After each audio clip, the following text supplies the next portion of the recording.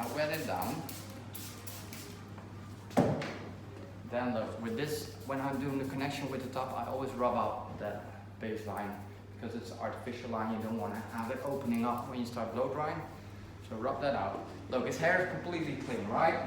And pretty soft, you know. So what I like is that I like to have a little bit of control, a little bit more control.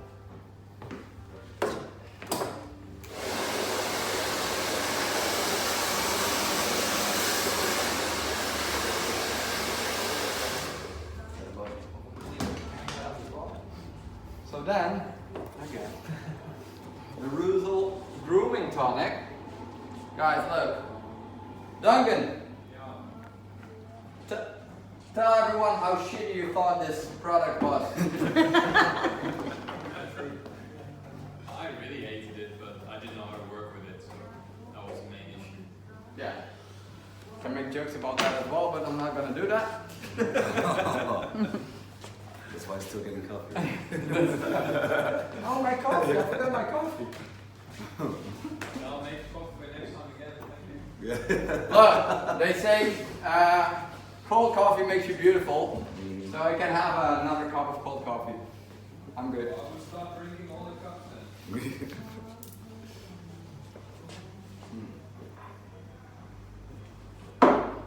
Look, it's not a lot. Yeah, don't use too much because it tends to get too greasy. And that's what Duncan had. He didn't know how to use it, you know? So what we get a lot with blow drying lotions with a spray, right? So when we got this first batch of Ruzel tonic, grooming tonic, I was like, why doesn't it have a spray? But in the end it made sense. Look, because I use this and I don't go in from the outside, I go in from the inside. So with all the products I'm using, I'm always going from the inside out. Yeah, first on the roots, you see losing most of the product, then the residue, I finger comb, I spread it out on my hands again, I finger comb it through the length, and then with the last bit, I almost pat him on the outside, just to get the baby hairs, all the outside hair. And sorry man, now I feel it, it's really like taking a shower, I'm sorry. Especially with this kind of weather when it's getting colder, it's not that nice. So, see, and then sometimes I even use a comb to spread the product out. But I'm doing the same thing with pomade. Always build it up from the inside out instead of from the outside in. Because if it's on the outside, it's really, mostly because you just add your product, you're losing too much on the outside. Nou begin je. No, nee, dat is Tijd toch? Ja, zat.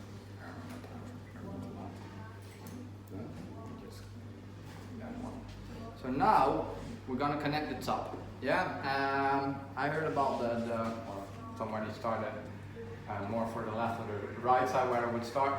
But when you have a parting in there, look, when you have a parting in a haircut, I always look up the natural parting. So how to find the natural parting? It's not just a line on the left or on the right and then shave it in and then it will be okay. Now for me, it's all about the natural fall, so I'm gonna look for that natural fall. So with him, I'm gonna look for the crown area first, or that's what I do with when there's a parting in the haircut. Look, this is the crown area, right? Everyone knows, because that sounded weird. This is the crown area. if like you don't know it, this is my crown area. It's really, it's getting bigger all the time. Yeah, I lost mine. It's like it's gone. So, but it turns clockwise, right? If it turns clockwise, it's on the left side. If it goes counterclockwise, it's on the right side. Again, with every rule, there are exceptions, yeah? But most of the time, look, when you look it up, it will go that way. You take from the crown area, you comb it to the receding hairline, look, and then without really touching the skin, yeah, there's a hidden line in there, look. When you comb it to the front, just see what opens up best. See? Not touching the skin, just combing it to show it. That would be his natural parting. Because what it does, it makes sure it will open up in the same spot tomorrow. So it makes it easier to find. Because in the end I would connect all this hair to this side and the short hair to that side, so you will have a disconnection between it. But also that line will pop open on the same spot. It will make sure that the crown area will still stay flat, because most of the guys, they don't want to have extra volume on the crown, except us. Yeah, we want to have a little bit more volume on the crown, just a little bit. And it will, as a guy, and he has a lot of hair, but you have guys with even more hair, it will bring balance in the cut. Why? Because if I would put the line over here, I have all this hair extra to this part where there's already a lot of hair. And now we will split it up like 1/3, 2/3, and we'll set a balance to the cut as well. It's not only about shape, it's also about balance. And with that natural part, you know, it will fall in place really easy. With him, we don't cut it with a party. Yeah, he likes it more. Ja, je draait vaak links of rechtsom, hè? Vaak gewoon naar achter. Of draai je het af naar één kant? Ja, dat is langer dan rechts. Ja, een beetje. Valt yeah. opzij. So his hair is still longer. We can cut it a little bit, but I've tried. I'm gonna have the short side. Yeah. So normally I would connect all the way to the front, but I'm gonna have a little bit of extra length. Why? Just so we can flip it around a little bit more natural. I don't want to set in like one short side and one long side with him. But still we can cut it from this area. If I do a symmetrical cut, yeah, I'm not looking for a crown area. Yeah, so the crown area is only a thing you look for when he has a parting in the hair. When you do a symmetrical cut, and we can do that. So when you do a symmetrical cut like a pompadour or a slick back, or everything that's like somewhere in between those cuts. And I'm not talking about the flat top or talking about the psycho quiff, because those are a little bit exceptions to the rule. Then again, a psycho quiff is really an exception. A flat top is really the basic of every cut because it's perfectly square, of course.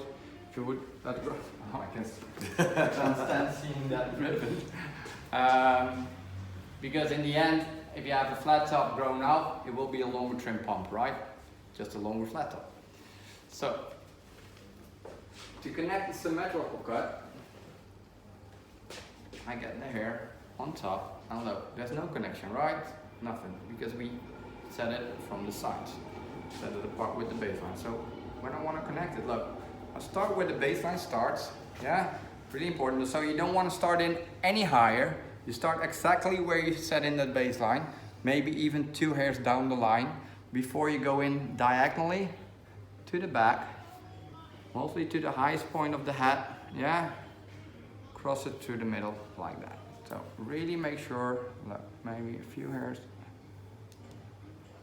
Make sure you don't steal any long hair from the front, because that's say you want to still keep safe for that pump kind of look, right? So now I make this triangle, and I could make this triangle on the opposite side as well. Yeah, we're gonna do this as 2 sides. Why? Look, then you keep in the middle, you get that, or in the middle you have that triangle. So keep the long hair on the top safe. So for the pump or for the slick back, that's perfect. Yeah, but you still have that connection between the sides going into the long length. So now, look, you have this little triangle underneath. You bring it down to the baseline, look, and you have to lift up the baseline, yeah, with your finger to the original position, horizontally. And you just comb it with the white part of the comb.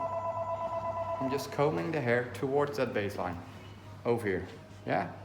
And that's where I find my connection, yeah? Same here, look.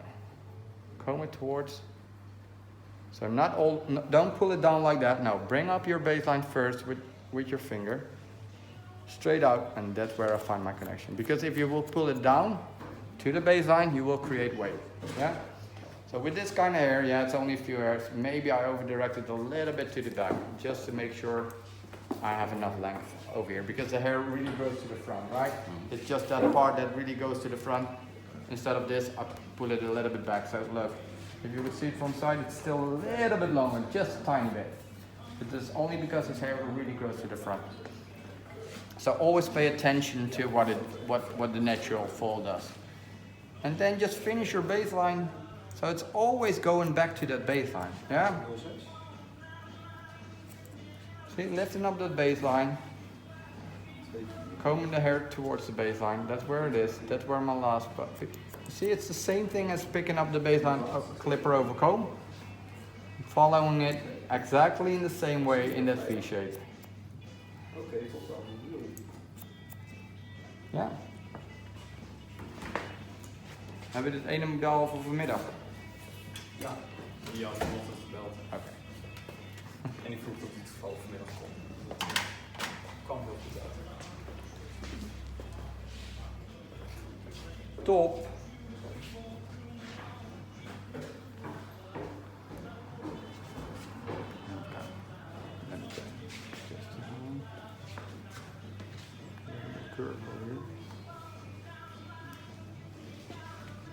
See, same thing on the other side. Again, look, there's a few, I think this is, you see, this is shorter from the last time already, so just make sure you don't go higher than your baseline in the front.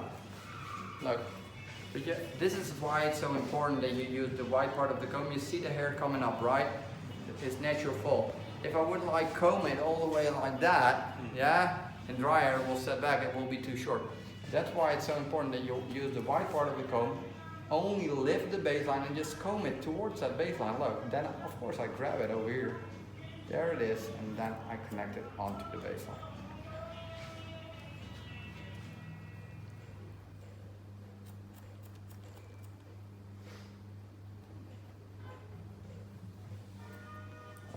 Front and then behind the ear, same thing. And look, and this is something you can keep in mind, is that everything behind the ear with our haircuts is always connected to the baseline. Yeah, so from us, the baseline is always on the same level above the ear, and to the back, it's always symmetrical and always connected. Never an undercut, never disconnection or over direction. It's always connected. In front of the ear, it's a little bit different. Depends on the haircuts. Following the same baseline, all the way down to the back again, in that V shape. You see again, behind the ears, when you take smaller steps, that line will be, that's why I take, sometimes I go back and forth, especially behind the ear. Why? Because the smaller the steps are, the more fluent that line will be, of course, on the round part of the head. Look, and then in the middle you have this triangle, right? So now look, you can take all the hair in the middle, you can pull it to one side, and then you could make a connection between the ear, where the ears, where it's connected to the baseline, to that longer length up front. So yeah, look, it depends a little bit on what the hair does. Sometimes when it's really straight, I cut it like that. Sometimes I take it between the fingers, like that, you see, from the ears, and then I just angle it out. And make sure, and that's the important part of it, that the front, so that this length, and don't drop your comb, is the longest. Yeah? So it's not going to be a line that goes like this. No, it's always a line that goes like this. On top as well, my lines are always like, the longest part is always the front. I never go round with the head.